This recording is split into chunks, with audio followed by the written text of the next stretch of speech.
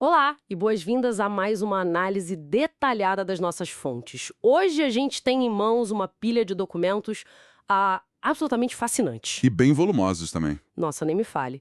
Estamos falando de diretrizes clínicas internacionais atualizadas, coisas como as diretrizes do NICE do Reino Unido. E também do American College of Rheumatology. Exato, além de um estudo populacional gigantesco conduzido no Canadá e algumas das análises mais recentes sobre o manejo da dor na osteoartrite de joelho. Que é um tema super complexo. É sim.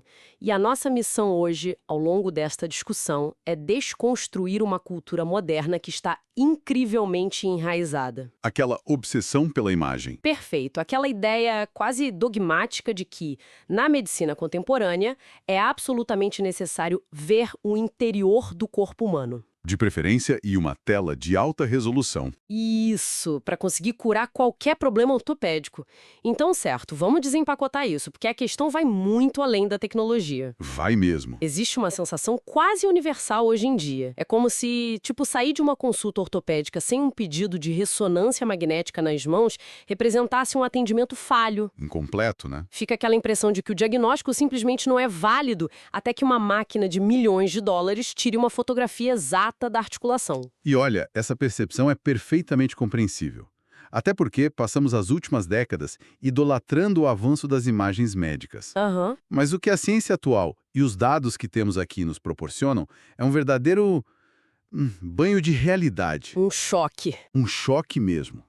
Quando examinamos essas diretrizes globais com cuidado, fica evidente que solicitar esses exames de imagem de forma rotineira na grande maioria dos quadros de dor articular crônica não é apenas desnecessário. Aí que tá o perigo. O problema real é que eles frequentemente se tornam obstáculos imensos para a recuperação. Nossa, sim. A nossa dependência cega dessa tecnologia está, na verdade, desviando o foco do que realmente altera o desfecho clínico para quem tem osteoartrite. Exatamente. E para entender como esse desvio de rota acontece na prática, a gente precisa olhar para os dados concretos do Instituto Nacional de Excelência em Saúde e Cuidados do Reino Unido, o NICE. Que são fortíssimos. As diretrizes deles são incrivelmente diretas. Eles cravam que, para pacientes com mais de 45 anos, que apresentam dor associada à atividade física e uma rigidez matinal de curta duração, O diagnóstico de osteoartrite deve ser essencialmente clínico. ponto final. Ou seja, a base é a anamnese e o exame físico funcional ali no consultório.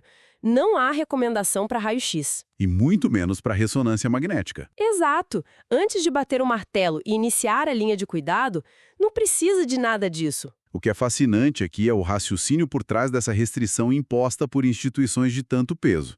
O diagnóstico clínico é priorizado porque existe um padrão documentado na ortopedia e na medicina esportiva que é, no mínimo, intrigante. A desconexão. Isso. A enorme desconexão entre a alteração estrutural vista na imagem e a experiência real de dor do indivíduo. A literatura é vasta em demonstrar essa falta de correlação. Como assim na prática? Bom, encontram-se radiografias demonstrando um desgaste articular severo, com diminuição dramática do espaço articular em indivíduos que levam uma vida superativa e não relatam dor alguma. Isso é louco de pensar. E, em contrapartida, há exames de imagem com uma arquitetura articular quase impecável, pertencentes a pessoas com dores terríveis e incapacitantes. Mas vamos ser justos aqui e colocar isso na perspectiva de quem está sofrendo. Porque se a dor é insuportável e limita a rotina, a intuição lógica, o instinto básico, é ter ver o que quebrou lá dentro. É o pensamento mecanicista. Sim, parece completamente contraintuitivo um profissional de saúde dizer algo como não precisamos olhar a foto do seu joelho. Como a ciência justifica ignorar essa imagem tão desejada pelas pessoas? A justificativa é que a dor crônica, especialmente na osteoartrite, é uma experiência neurobiológica multifatorial. Não é apenas um problema mecânico de uma dobradiça enferrujada. Não é um encanamento quebrado. Exato. Uma fotografia estática da estrutura óssea não captura a sensibilidade do sistema nervoso central, o estado inflamatório da sinóvia ou a capacidade de absorção de carga da musculatura ali em volta. Aham. E quando o foco recai apenas na imagem, a conduta médica tende a tratar o raio-x e não a capacidade funcional real daquela articulação. E é aí que a coisa fica realmente interessante. E eu diria até bastante preocupante. Com certeza. Porque quando consideramos o efeito que um laudo de ressonância magnética tem no comportamento humano, a gente entra num território meio sombrio, O efeito nocebo. o efeito nocebo, que é essencialmente o oposto do efeito placebo. O impacto das palavras ali não pode ser subestimado. Imagina a cena, a pessoa abre um envelope ou um PDF no celular e lê um laudo repleto de termos como doença degenerativa, O redução severa do espaço. lesão complexa do menisco. O impacto emocional é imediato. É devastador. Cria-se a crença de que a articulação está literalmente osso com osso. Perfeito. Para ilustrar, é como se a gente abrisse a parede de uma casa de 50 anos de idade com uma marreta. Vai achar problema. Vai achar cupim, cano enferrujado, um fio solto. Mas se a luz está acendendo e a água sai da torneira normalmente, não se deve implodir a casa inteira por causa de uma foto do encanamento antigo. A articulação envelhece da mesma forma. Uma ótima analogia. O problema é que, ao ler o laudo, o indivíduo sente medo. O medo gera a cinesiofobia, que é o pavor do movimento. A pessoa congela. Isso. Paras de caminhar, evita-se a academia, tudo pelo receio de estragar ainda mais a cartilagem. E a grande ironia letal da osteoartrite é que a imobilidade e o repouso são os maiores catalisadores do agravamento da doença. Sem dúvida. O sedentarismo induzido pelo medo acelera a atrofia da musculatura que deveria absorver o impacto. É um ciclo vicioso. E os dados epidemiológicos das nossas fontes sustentam perfeitamente o perigo dessa espiral. Há uma estatística reveladora que quase 43% dos adultos com mais de 40 anos, completamente assintomáticos, Sem dor nenhuma. sem dor nenhuma, quase metade deles apresenta defeitos na cartilagem ou alterações meniscais significativas se forem submetidos a uma ressonância magnética. Nossa, 43%? Exatamente. São chamados achados incidentais. Trata-se do envelhecimento natural dos tecidos internos. Assim como a pele ganha rugas, os meniscos sofrem alterações de sinal. Rugas por dentro. O grande risco dessa ditadura da imagem é patologizar o envelhecimento normal. O sistema acaba direcionando intervenções para corrigir cirurgicamente um defeito anatômico que, na esmagadora maioria das vezes, não tem qualquer relação causal com a dor. E isso nos leva diretamente para a próxima armadilha estrutural detalhada nas nossas fontes, a ilusão da cirurgia rápida e o inchaço crônico nas filas de exames. Os dados canadenses... Sim, temos aqui aquele estudo populacional monumental realizado no Canadá. Os pesquisadores compilaram registros médicos de mais de 142 mil pacientes. É uma amostra gigante. 142 mil pessoas avaliadas nos anos que antecederam a realização de uma artroplastia total de joelho, a famosa cirurgia de prótese. É um volume massivo que confere um poder estatístico inquestionável. Para avaliar a cascata de cuidados. Ou melhor, a cascata de desperdícios no sistema de saúde. Exato. Os padrões pré-operatórios que emergiram dessa coorte canadense são sintomáticos de uma falha sistêmica grave. O que eles descobriram? O estudo demonstrou que aproximadamente 25% desses pacientes foram submetidos a uma artroscopia nos anos que antecederam a colocação da prótese. Espera, estamos falando de mais de 35 mil cirurgias que, teoricamente, não precisavam acontecer. Exatamente.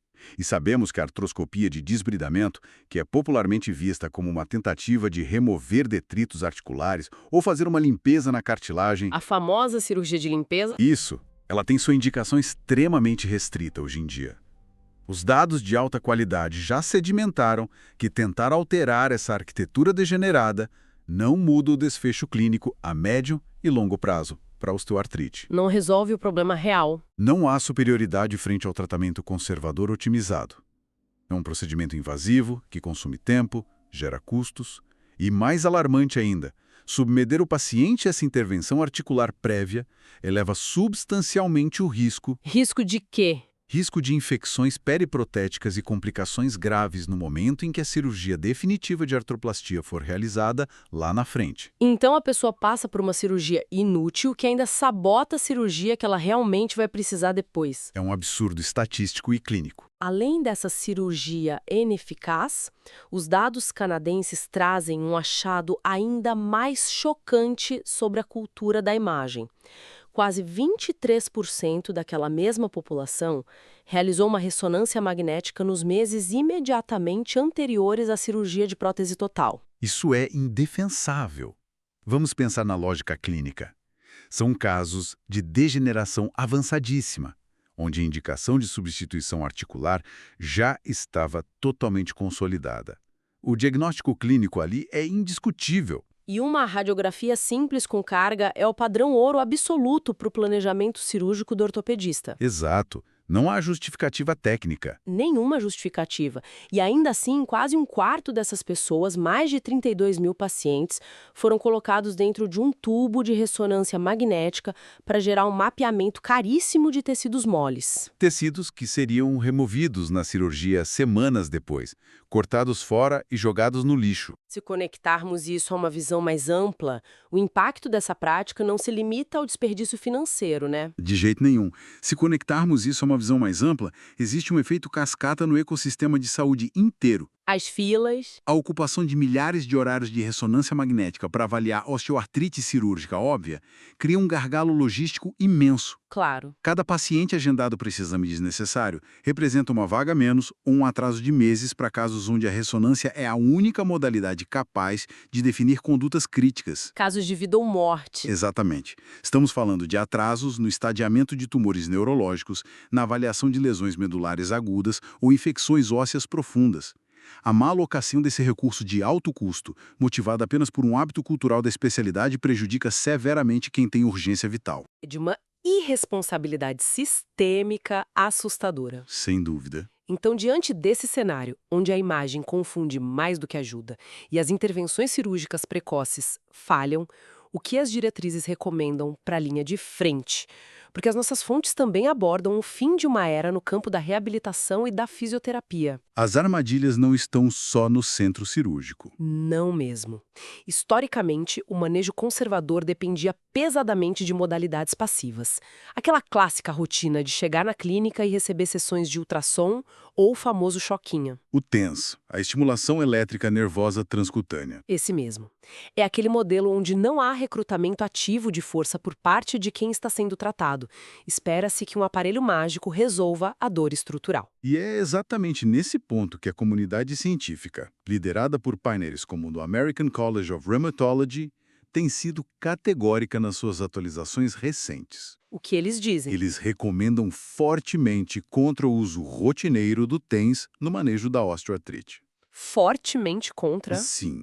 O racional por trás dessa diretriz não é que o aparelho cause um dano físico, mas sim a ausência crônica de evidência sobre eficácia sustentada. Não dura. Não dura. Modular o sinal nociceptivo temporariamente na pele não altera a capacidade de carga da articulação. O mesmo princípio se aplica ao ultrassom contínuo. Então é como tomar um analgésico fraco. Essas modalidades podem até promover um mascaramento transitório da dor logo após a aplicação, mas elas fracassam completamente em modificar a história natural da incapacidade física. Faz sentido. Elas não constroem tecido, não estabilizam a articulação e não restauram a biomecânica. É um paradoxo tremendo, sabe? As pessoas buscam um sistema de saúde com uma articulação mecanicamente fragilizada e saem de lá com recomendações de repouso e terapias passivas. É o caminho de menor resistência. Mas, na verdade, as diretrizes internacionais são unânimes em afirmar que o padrão ouro, a intervenção de primeira linha com um maior tamanho de efeito, Exige suor. exige muito suor, exige engajamento ativo. A trindade do tratamento baseia-se em educação em dor, manejo do peso corporal para reduzir o estresse mecânico e fortalecimento muscular progressivo e com carga. Com uma ênfase brutal no quadríceps e na musculatura do quadril. Exatamente, o quadríceps é o grande dissipador de energia cinética da nossa perna. Se há fraqueza ali, a energia do impacto da marcha quando andamos é transferida diretamente para o osso, exacerbando a dor. A biologia do movimento sustenta essa abordagem de forma brilhante. Como assim? A cartilagem articular é um tecido avascular, o que significa que ela não tem vasos sanguíneos próprios. Então, como ela se nutre? Ela depende inteiramente de ciclos de compressão e descompressão mecânica, gerados pelo movimento e pela carga, para sugar os nutrientes do líquido sinovial. É como uma esponja. Perfeito, é exatamente como uma esponja. Portanto, o exercício bem dosado não apenas melhora o suporte muscular, mas é o mecanismo de nutrição da própria articulação. Nossa, isso é incrível de visualizar. Mas a transição desse modelo passivo para um tratamento ativo é o maior desafio na adesão da terapia hoje. Porque dói, né? Requer uma educação muito robusta. É preciso que as pessoas compreendam que a exacerbação temporária da dor durante o início de um programa de força não representa dano no tecido. A dor do exercício não é a dor da lesão piorando. Mudar o paradigma da proteção articular para capacitação articular exige coragem de todas as partes envolvidas. O que nos leva ao conceito fundamental de como medir o sucesso de tudo isso. Porque, veja bem, se não vamos usar a ressonância magnética para ver se a cartilagem melhorou, como a gente avalia a eficácia desse fortalecimento? Aí entra uma mudança de paradigma essencial. Nas nossas fontes surge uma discussão muito forte sobre a estratégia chamada Treat to Target, ou tratamento com alvo definido. Sim, E pelo que eu entendi lendo o material, isso representa uma virada de chave gigantesca na autonomia de quem busca o tratamento. Quero aprofundar nisso porque a aplicação prática dessa metodologia parece resolver grande parte dessa desconexão entre o consultório e a imagem. com certeza resolve. A estratégia Treat to Target, que originalmente foi muito bem sucedida em doenças sistêmicas como artrite reumatoide, está sendo agressivamente adaptada para osteoartrite agora, Mas com uma roupagem diferente. com uma roupagem focada em função. Na prática tradicional, o objetivo subconsciente do tratamento muitas vezes gira em torno de tentar fazer a articulação voltar a parecer normal anatomicamente. O que é biologicamente impossível na osteoartrite avançada. Totalmente impossível. No modelo Treat to Target, o alvo não tem qualquer relação com a radiologia. Zero. O alvo é definido por métricas estritamente funcionais e reportadas pelo próprio indivíduo. É como se fosse um contrato de reabilitação baseado em objetivos reais de vida. Exato. Em vez de focar na redução milimétrica do edema ósseo na imagem, o alvo primário passa a ser, por exemplo, a capacidade de agachar para pegar o neto no colo sem compensar o tronco. Ou conseguir completar uma caminhada no parque sem precisar tomar anti-inflamatório no dia seguinte. O acompanhamento é feito através de questionários de desfechos reportados e testes de capacidade física real. É uma mudança de perspectiva fascinante. Tira um peso enorme das costas de todo mundo. Tira-se o peso do diagnóstico estrutural, daquela sensação terrível de meu joelho está destruído, e coloca-se a métrica no controle da própria vida. A pessoa não é mais refém do que o laudo do radiologista diz sobre a espessura da cartilagem. Se a funcionalidade está atingindo a meta que foi combinada, o tratamento é considerado um sucesso absoluto, independentemente de quão assustadora a radiografia possa parecer. É uma libertação do papel impresso.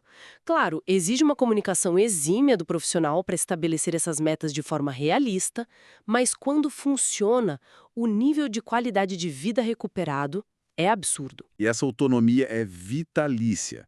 Uma vez que o indivíduo compreende que a sua capacidade funcional é ditada pela força muscular, pelo controle de peso e pela saúde metabólica, e não pela quantidade de cartilagem restante, Ele assume o controle. ele assume o controle do manejo da condição a longo prazo. Ele não fica mais dependente de pílulas mágicas ou exames anuais que só trazem ansiedade. Chegando à reta final desta nossa análise detalhada das diretrizes e dos estudos populacionais de hoje, a mensagem mais cristalina que a gente pode extrair é um forte apelo à racionalidade baseada em evidências. Sem dúvida. Priorizar a propedêutica clínica, uma anamnese detalhada, escutando atentamente o comportamento da dor e avaliando a biomecânica no consultório, vale imensamente mais do que dezenas de imagens complexas, especialmente após os 45 anos de idade. Muito mais. O excesso de dados visuais, de forma bastante paradoxal, pode cegar a tomada de decisão médica, gerando cinesiofobia e intervenções precoces sem nenhum respaldo científico. Como demonstrou de forma bem triste o caso das artroscopias no Canadá. Exatamente. A inovação real no tratamento da osteoartrite não mora na próxima geração de máquinas de ressonância,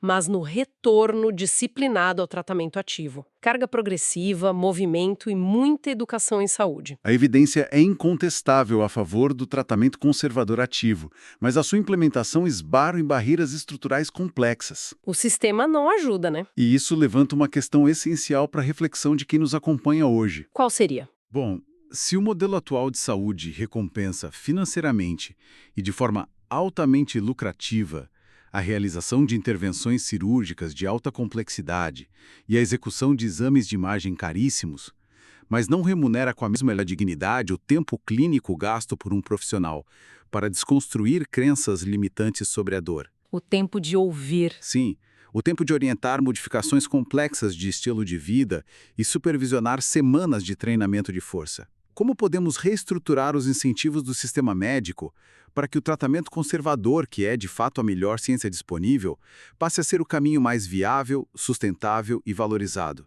E não a difícil exceção que enfrentamos hoje.